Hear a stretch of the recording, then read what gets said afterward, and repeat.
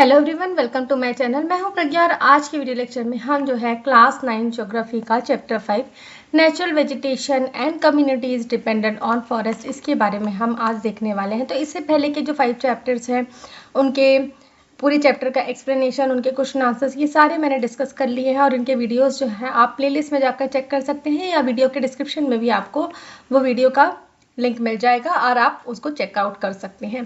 तो स्टार्ट करेंगे। Some of you may be living close to a forest, so you may know about trees, plant, bushes, hills, animals, birds, insects. Share what you know about forest and what activities people do in the forest with the class।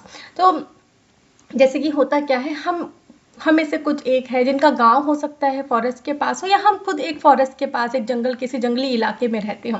तो अगर आप इस तरीके के area पे रहते हो या गए हो तो आप इन ट्रीज के बारे में, ट्रीज मतलब कौन से पेड़ों के बारे में आपको पता है, पत्तों के बारे में आपको पता है, प्लांट्स के बारे में पता है, जो छोटे छोटे बुशेस होते हैं उनके बारे में पता है, हिल्स, एनिमल्स, बर्ड्स, जिन जो भी जानकारी आपके पास है वो अपने फ्रेंड्स के साथ साझा जरूर करेंगे। Have you ever collected would, leaves, fruits और फ्लावर फ्रॉम द फॉरेस्ट। तो क्या कभी आपने लकड़ियाँ, पत्ते, फ्रूट्स या फ्लावर्स फॉरेस्ट से लिए हैं? अगर आपने ऐसा किया है, कभी कोई पिकनिक गए होंगे उसमें हो सकता है, या फिर आप जैसे कि मैंने बोला कि आपका गांव वगैरह जो है जंगल इलाकों में है, तो आप ये चीज़ों को अगर एक्सपीरियंस किया है आपने तो वो आप क्लास में डिस्कस करें और मैं एक लिस्ट बनाएं इन चीज़ों की कि कौन सी चीज़ें आपने फॉरेस्ट से ली है जो आप डेली यूज़ में यूज़ कर सकते हैं और कैसे आप इन चीज़ों को यूज़ करती हैं। So we have learn about forest in several chapters in previous classes and try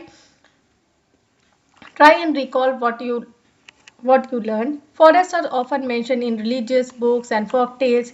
If you know some of the stories, relate them in the class। तो जैसे कि यहाँ पे बताया जा रहा है कि हमने फॉरेस्ट के बारे में पहले के जो हमारे क्लासेस है 6, 7, 8, इसमें हमने कहीं ना कहीं फॉरेस्ट के बारे में, माउंटेन्स के बारे में, हिल्स के बारे में, जो ट्रीज होते हैं उनके बारे में पढ़ा है। और फॉरेस्ट का जो मेंशन है हमेशा जो रिलीजियस बुक्स है, बहुत सारे जो पेड़ और पौधे हैं जिनको हम रिलीजियस तरीके से जोड़ते हैं, उसको हम स्केयर्ड मानते हैं। जैसे कि तुलसी का पौधा हो गया, पीपल का पेड़ हो गया, बरगद का पेड़ हो गया, आंवला का पेड़ हो गया, ये सारी जो पेड़ हैं वो कहीं ना कहीं हमारे रिलीजन को से रिलेट होती है। तो अगर आपको इनके बारे में पता है, कुछ स्टोरी पता है, तो भी आप अपने क्लास में बताएं। और some people believe that forest are abode of god and goddess, मतलब कुछ लोग ये भी बिलीव करते हैं कि फॉरेस्ट अबाउट मतलब बसेरा होता है भगवान और गॉड और गॉडेसेस का, देवी या देवताओं का। तो आपको उन देवी देवताओं के नाम भी जानने हैं कि जो इन पेड़ों पे रहते विराजते हैं, जिनसे इनका लिंकअप है। तो draw a picture of a forest and compare your drawing with the other student. तो यहाँ पे आपको एक फॉरेस्ट की पिक्चर ड्रॉ करनी है और इस फॉरेस्ट का जो पिक्चर है उसके बारे में जो है अपने क्लास में डिस्कस करना है, दूसरे स्टूडेंट्स के साथ में उनको दिखाना है और कंपेयर करना है। तो सबसे पहले हम फॉरेस्ट क्या होता है उसको रिकॉल करेंगे। So people have different notions about forest and attach different values to them. Some are scared of forest. तो यहाँ पे बता रहे हैं कि हर एक व्यक्ति का, ठीक है, जो लोग हैं, हर एक व्यक्ति का नहीं, सॉरी, लोग जो होते हैं उनका अलग अलग नज़रिया होता है। नोशन मतलब अलग अलग नज़रिया होता है फॉरेस्ट को लेके, कुछ और अलग अलग वैल्यूज़ होते हैं, ठीक है। जैसे कुछ के लिए फॉरेस्ट क्या है, एक रोज़गार का जरिया है, वो वहाँ जाते हैं, वहाँ से फल सब्जी, ये सब सब्जी तो नहीं, फल हो गया या फिर कुछ पत्ते, ये सब इकट्ठा करके लाते हैं। जैसे कि तेंदू के पत्ते हो गए या फिर तेंदू के फल हो गए, इस तरीके के फल वो लेके आते हैं, मार्केट में बेचते हैं। तो ये उनके लिए रोजगार का जरिया हो गया। और कुछ लोग जो है फॉरेस्ट से डरते हैं। For them forest are full of huge trees, wild animals like tigers, bears, snakes, scorpions etcetera. और कुछ लोग क्या है, इन फॉरेस्ट से डरते हैं, उनको डर लगता है और उनको क्या लगता है, फॉरेस्ट मतलब क्या होता है, सिर्फ बड़े बड़े पेड़ और जंगली जानवर, जैसे कि टाइगर्स हो गए, शेर हो गया, आपके बियर्स भालू हो गए, सांप हो गया, बिच्छू हो गए, इनका बसेरा वो मानते हैं। But there are others who are not scared of forest, their children roam around in dense forest without any fear. तो ऐसे कुछ लोग हैं जो वहीं पले बड़े हैं, जो जंगलों में रहते हैं, जंगलों के आसपास उनका बसेरा रहता है, तो उनके बच्चे बिल्कुल डरते नहीं हैं। वो बिल्कुल मतलब घने जंगलों में बिना डर के घूमते रहते हैं। Some are mesmerized by the beauty of forest और consider them scared. Some Some people see forest as economic resource that provide raw materials like timber, bamboo, tendu leaves, etc. for industries. तो कुछ लोग जो है वो जो फॉरेस्ट की जो ब्यूटी है उसको देख के खुश हो जाए, मेस्मराइज मतलब एकदम खुश हो जाना, एकदम आश्चर्यचकित होकर खुश हो जाना। और उनके लिए जो है जंगल एक स्केर्ड है, स्केर्ड मतलब एक पूजनीय जगह है जहाँ पे जाके उनको एक शांति से मिलती है। और कुछ लोगों के लिए फॉरेस्ट एक इकोनॉमिक एक्टिविटी को दर्शाता है, जैसे कुछ लोगों के लिए वो रॉ मटेरियल का सोर्स है, जैसे कि टिम्बर, टिम्बर मतलब जो लकड़ी के बड़े बड़े लॉग्स होते हैं ना, लकड़ी के बड़े बड़े गट्ठे, उसे टिम्बर कहा जाता है। बाम्बू के जो पेड़ हो गए वो हो गया। तेंदू लीव से बीड़ी बनाई जाती है। और बहुत सारे पलाश के पत्ते होते हैं जिससे वो पतरियाँ बनती है। तो बहुत सारी चीज़ें होती है जिसको इंडस्ट्रीज में यूज़ किया जाता है जो फॉरेस्ट से हमको मिलती है।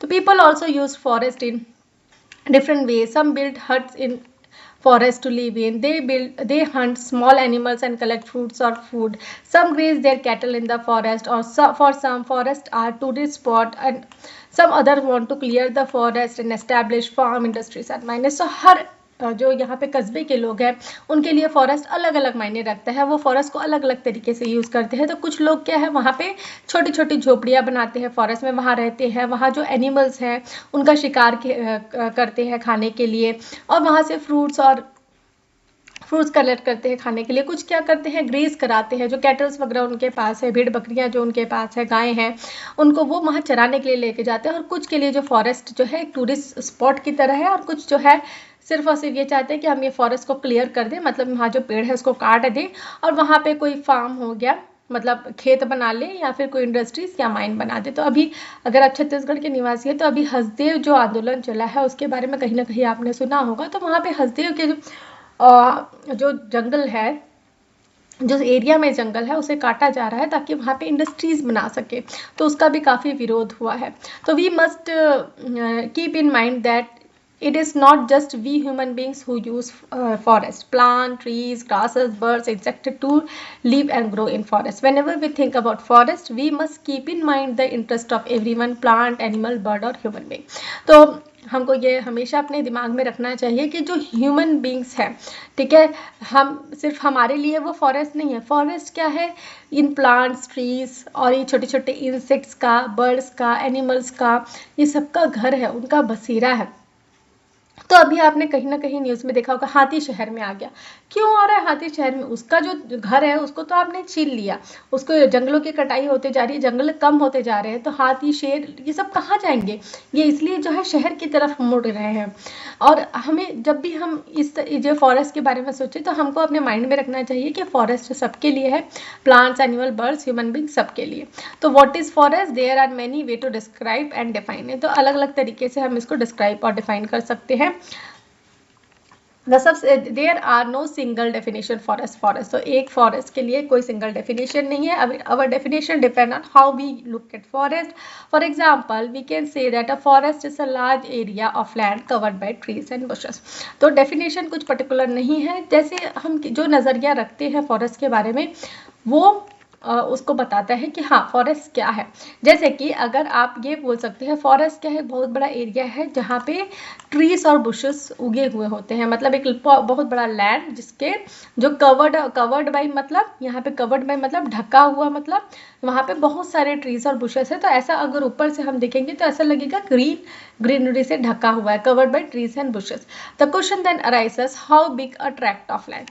ठीक है, तो क्वेश्चन कि कितना बड़ा लैंड। तो what does being covered by trees means? How dense? Do plantation of teak, rubber, eucalyptus make a forest? तो यहाँ पे कितना बड़ा एरिया होना चाहिए, कितना घना एरिया होना चाहिए? तो जहाँ पे टीक, रबर, यूकेलिप्टस को प्लांट किया जाता है, मैनुअली प्लांट किया जाता है, क्या वो फॉरेस्ट है? Can forest be without animal, birds or insects and humans? All definition give rise to similar question. तो यहाँ पे बहुत सारे क्वेश्चन यहाँ बताए गए कि अगर हम फॉरेस्ट बोल रहे हैं तो एक डेफिनेशन में ये बोला जा रहा है large area of land covered by trees and bushes. तो ये जो एरिया है यहाँ पे ज़रूरी है क्या कि एनिमल, बर्ड्स और इंसेक्ट्स वगैरह है तो ही उनको फॉरेस्ट कहा जाएगा? तो ये सबके कुछ कुछ क्वेश्चंस है, तो इनका आंसर है। But we need to move ahead with some understanding of forest. We can say that most forest have following features. तो हम कुछ फीचर्स लेके चलते हैं जो मोस्टली फॉरेस्ट में होते हैं। तो सबसे पहला है a large tract of land several kilometre long and wide. ठीक है। A large tract of land मतलब बहुत बड़ा लैंड जो कि सेवरल किलोमीटर तक लंबा और चौड़ा हो। Many trees and other vegetation such as grasses, bushes, scrubs, creepers, etc. that grow without human interference। और बहुत सारे पेड़, ठीक है, अलग अलग वैरायटी के पेड़, अलग अलग वेजिटेशन, जैसे कि ग्रासेस हो गया, बुशेस हो गया, स्क्रब्स हो गया, क्रीपर्स हो गया। तो ग्रासेस घास, बुशेस जो छोटे छोटे पौधे होते हैं उन्हें बुशेस कहा जाता है। स्क्रब्स जो कांटे वाले पौधे होते हैं उन्हें श्रब्स कहा जाता है, वो भी छोटे साइजेस में होते हैं। क्रीपर्स जो लताएं होती है, मतलब जो ऊपर चढ़ती हैं किसी के सहारे के, किसी पेड़ के सहारे से। और ये सारा जो उगाया हुआ है इसमें कोई ह्यूमन इंटरफेरेंस नहीं होना चाहिए, मतलब कोई ह्यूमन बीइंग उसको उस फॉरेस्ट को जाके नहीं लगाता है। A wide range of biodiversity with numerous species existing and propagating naturally without human interference। तो मतलब बहुत वाइड रेंज ऑफ बायोडाइवर्सिटी, मतलब अलग अलग तरीके के वहाँ पे क्या है, जानवर होने चाहिए, जानवर और बर्ड्स हो गया, और बहुत सारे अलग अलग स्पीसीज जिसमें वो अपने ही प्रोपगेशन कर रहे हैं। प्रोपगेशन मतलब अपनी जनसंख्या को बढ़ाते जा रहे हैं नेचुरली विदाउट ह्यूमन इंटरफेरेंस। इसमें ह्यूमन का इंटरफेरेंस नहीं होना चाहिए। Next is in India, the forests are home of many tribal communities that have adapted themselves to living in forest without causing damage or destruction। तो India में बहुत सारी tribal communities है जिन्होंने अपने आप को अडेप्ट करके रखा है कि वो जंगलों में ही रहे और वो किसी को भी डैमेज और डिस्ट्रक्शन नहीं करते और खुद भी नहीं चाहते कि उनके जंगलों को कोई टच भी करे। तो ऐसी बहुत सारी कम्युनिटीज़ हैं। छत्तीसगढ़ में भी ऐसी कम्युनिटीज़ है जो बस्तर साइड में रहती है। अंडमान एंड निकोबार में जो कम्युनिटीज़ है, कई बार न्यूज़ में आया, अगर उनके जो एरिया है वहाँ पे कोई घुसने की कोशिश करते हैं तो वो सीधा उसको मार देते हैं। So 5.1 is how many types of forest are there, where are they found. तो कितने टाइप्स के फॉरेस्ट होते हैं और वो कहाँ मिलते हैं। वेयर आर फॉरेस्ट फाउंड, तो कहाँ मिलते हैं forest. This is a difficult question because thousands of year back forest covered most of the land on the earth. तो ये बहुत मुश्किल क्वेश्चन है कि फॉरेस्ट मिलते कहाँ हैं, किस लोकेशन पे मिलते हैं। तो ये क्वेश्चन इसलिए डिफिकल्ट है क्योंकि हजारों साल पहले जब इंसान यहाँ नहीं थे, हमारी उत्पत्ति नहीं हुई थी, तब जो है फॉरेस्ट जो है कवर करता था मोस्ट ऑफ द लैंड को कवर करता था। There are abundant forest wherever there was soil, sunlight and water। तो जहाँ पर भी सॉइल, अच्छी मिट्टी, सनलाइट, ठीक है, सूरज की रोशनी और वाटर अवेलेबल था, वहाँ पर भरपूर मात्रा में फॉरेस्ट हुआ करते थे, एक्सेप्ट फॉर पोलर रीजन। तो हमने पढ़ा है ज्योग्राफी में कि पोलर रीजन जो है वहाँ पे क्या होता है, ठंड बहुत ज़्यादा होती है, इसलिए क्या होता है, कोई भी वहाँ पे पेड़ पौधे उगते नहीं हैं। तो एक्सेप्ट पोलर रीजन में जंगल नहीं होते हैं। और स्नो कैप्ड माउंटेन, सैंडी और rocky terrain, desert with scanty rainfall, forest cover the entire area. तो इन एरियाज को छोड़ के तो पोलर रीजन है, जो माउंटेन वाला एरिया है जहाँ पे स्नो है, ठीक है। हमको पता है कि जो ऊपर माउंटेन वाला जो एरिया होता है उसके ऊपर में क्या रहता है, ठंड ज़्यादा रहती है, तो यहाँ पे क्या रहता है, स्नो से कवर रहता है। तो सैंडी और रॉकी टेरेन जो हो गया, वहाँ पे टेरेन मतलब जो ज़मीन है, वहाँ पे डेजर्ट वाला एरिया जहाँ पे रेनफॉल कम होती है, इन सब जगहों को छोड़ के पूरे अर्थ में फॉरेस्ट का कवर है। When humans started settling down in villages and towns, they began clearing forest to farm the land। तो जब ह्यूमंस ने एक जगह सेटल होना स्टार्ट किया, जो हम हिस्ट्री में पढ़ते आ रहे हैं, तो जब ह्यूमन ने एक जगह सेटल होना स्टार्ट किया, गाँव में, टाउन्स में, तो उन्होंने स्टार्ट किया फॉरेस्ट को क्लियर करना ताकि वो वहाँ पे खेती बाड़ी कर सके। The area suitable for agriculture, plantation, mines, industries etcetera were rapidly clear. तो जो भी एरिया, जो प्लेन एरिया था जहाँ पे एग्रीकल्चर पॉसिबल था, प्लांटेशन पॉसिबल था, माइंस और इंडस्ट्रीज खोलना पॉसिबल था, वहाँ पे लगातार जो है तेज रफ्तार से जंगलों को क्लियर कर दिया गया। By the end of 20th century the only forest remaining were in the areas that were not suitable for agriculture। और 20th century के बिगिनिंग में आते आते सिर्फ वही एरिया में फॉरेस्ट रह गया जहाँ पे जो एरिया सुटेबल नहीं था एग्रीकल्चर के लिए, जैसे कि हिली एरिया, ठीक है, हिली एरिया में एग्रीकल्चर करना मुश्किल था, तो वो एरिया को हम इंसानों ने छोड़ दिया। मार्शस मतलब जो दलदल वाला एरिया है, जहाँ पे मिट्टी जो है गीली गीली सी है और जहाँ पे पथरीला ज़मीन है, वहाँ उन एरियाज़ को छोड़ के बाकी सब जगह जो है हमने ज़मीन को क्लियर कर दिया एग्रीकल्चर के लिए। These were regions where people found it difficult to live. और ये वो regions है जैसे कि लद्दाख वाला एरिया हो गया, डेसर्ट कोल्ड डेसर्ट वाला एरिया हो गया, हॉट डेसर्ट वाला एरिया हो गया, माउंटेन वाला एरिया हो गया, ये सारे एरिया को छोड़ के बाकी सब जगह जो है हमने क्या है अपना बसेरा बना लिया। और as were far from human habitation, और ऐसी जगह जो ह्यूमन हैबिटेशन से काफ़ी दूर है। सो क्लासिफिकेशन ऑफ फॉरेस्ट, तो क्लासिफिकेशन देखना है क्या होता है फॉरेस्ट का। तो forest can be classified into number ways, तो अलग अलग तरीके से हम फॉरेस्ट को क्लासिफाई कर सकते हैं। तो सबसे पहला होता है उनके डेंसिटी के बेसिस में, डेंसिटी मतलब उनका घनत्व कितना है और वहाँ पे कौन से पेड़ उगते हैं, वेजिटेशन कैसा पाया जाता है, और लीगल या एडमिनिस्ट्रेटिव स्टेटस पे, मतलब लीगल या एडमिनिस्ट्रेटिव स्टेटस मतलब वहाँ पे गवर्नमेंट का अधिकार है कि नहीं, उस तरीके का। तो based on density forest can be classified into very dense forest, open forest and degraded forest etcetera. तो डेंसिटी के बेसिस में हम फॉरेस्ट को क्लासिफाई कैसे कर सकते हैं। सबसे पहला तो होता है बहुत ही घने जंगल, फिर घने जंगल, फिर ओपन फॉरेस्ट मतलब जहाँ पे पेड़ जो है दूर दूर पे है, डिग्रेडेड फॉरेस्ट मतलब जो अब फॉरेस्ट नहीं रहे, अब ऐसे एरिया में क्या है सिर्फ और सिर्फ स्क्रब्स मिलते हैं, स्क्रब मतलब छोटे छोटे पेड़ मिलते हैं। तो एडमिनिस्ट्रेटिव क्लासिफिकेशन क्या होता है, the forest department classifies forest into 3 types based on forest administrative system। तो एडमिनिस्ट्रेटिव जैसे जो सरकार है उसके बेसिस में फॉरेस्ट जो है, फॉरेस्ट डिपार्टमेंट एक अलग से होता है गवर्नमेंट का, तो वो फॉरेस्ट डिपार्टमेंट जो है फॉरेस्ट को 3 तरीके से डिफ्रेंशिएट करती है। तो सबसे पहला होता है रिजर्व्ड फॉरेस्ट, प्रोटेक्टेड फॉरेस्ट और अनक्लासिफाइड फॉरेस्ट। तो सबसे पहला रिजर्व्ड फॉरेस्ट क्या होता है, this forest are government forest in which no one can cut trees, graze cattle or protect forest or collect forest produce even for household use। 54.5% of forest in our country are reserved forest। तो ऐसे forest जो government के अधीन है, ठीक है, जहाँ पे कोई भी व्यक्ति बिना परमिशन के अंदर नहीं जा सकता, कोई पेड़ नहीं काट सकता, कोई भी अपने गाय बैल जो भी उनके पास कैटल है उसको जाके चराने के लिए नहीं ले जा सकता, और वहाँ फॉरेस्ट में घुस के वहाँ जो फॉरेस्ट के प्रोड्यूस है, कोई पत्ता है, फूल है, फल है, उसको भी इकट्ठा नहीं कर सकता, चाहे वो घरेलू यूज़ के लिए ही हो। तो 54.5% जो फॉरेस्ट है हमारे कंट्री में इसी कैटेगरी में आते हैं। नेक्स्ट होता है protected forest. So these are managed by government, but it may grant local people limited right to graze cattle, harvest grass for fodder, collect fuel wood and minor forest produce in this forest। तो 29.2% of the forest in our country are protected forest। तो कुछ forest ऐसे होते हैं जहाँ पे हाँ government बोलता है कि हाँ आप लोग लोकल पीपल जो वहाँ पे जो लोकल जो रहने वाले जो लोग हैं फॉरेस्ट के आसपास के, हाँ आप वहाँ जा सकते हैं अपने जो भी कैटल उनके पास है उसको चराने के लिए, या तो फिर उनको अपने कैटल के लिए घास चाहिए तो उसको करने के लिए, या फिर फ्यूल वुड चाहिए मतलब घर में जो चूल्हा जलता है उसके लिए लकड़ियाँ चाहिए, या कुछ माइनर जो फॉरेस्ट प्रोड्यूस है उसको लेने के लिए।